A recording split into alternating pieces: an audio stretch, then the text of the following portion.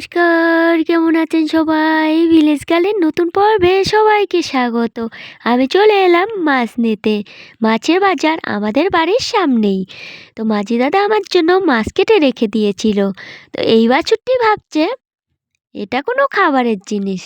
তারপর মাছগুলো নিয়ে এসে খুব পরিষ্কার করে ধুয়ে রেখে দিয়ে সব কিছু জোগাড় করে নিয়ে রান্না করতে চলে এলাম।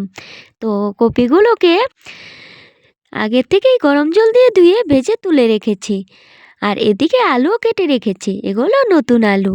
কড়াইতে তেল দিয়ে দিয়েছি মাছগুলো ভেজে নেওয়ার জন্য। তো মাছগুলোকে আগে থেকে নুন হলুদ মাখিয়ে রেখে দিয়েছিলাম। এভাবে করে সবগুলো মাছকে ভেজে তুলে নেব, তারপর ঝোল রান্না করব। তো কই মাছ অনেক দিন পর রান্না করছি আমি। আর মাঝে দাদা কেটে দিয়েছি বলে খুব সুবিধে হয়েছে।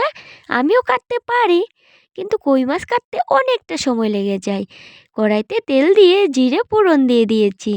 আলুগুলোকে লাল লাল করে ভেজে নিয়ে তারপর দেব মশলা। মশলাটা ভাজা হয়ে গেলে তারপর একটু কষিয়ে নিয়ে ঝোল দিয়ে দেব। একটি কথা আমার খুব মনে পড়ে। আমার ঠাকুমা ছিল। আমার ঠাকুমা আমার হাতে রান্না খেতে খুব পছন্দ করত। আমার যখন 12 বছর বয়স, তখন আমার ঠাকুমা মারা যায়। তাই মাঝে মাঝে ভাবি, ঠাকুমা যদি এখন থাকতো, আমার রান্না খেয়ে এখন আরও বেশি ভালো লাগতো তার। তখনের তুলনায় তো এখন অনেক ভালো রান্না করতে পারি, তখনও করতাম।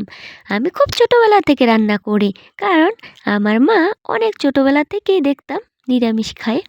তখন আমি খুব ছোট ছিলাম। তো মাছ ছুতো না, তাই আমার রান্না করে খেতে হতো।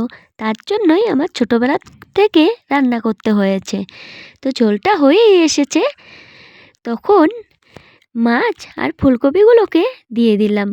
তো কিছুক্ষণের মধ্যেই নামিয়ে নেব এলাচি বাটা দিয়ে। তারপর তো আমার রান্নাগুলো কেমন হয় বন্ধুরা কমেন্টে জানাবেন।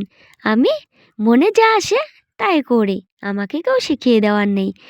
আমার মা মাছ খায় না বলে মাছ ছুঁবেও না, দেখেও দেবে না। তো আজ এ পর্যন্তই, টাটা।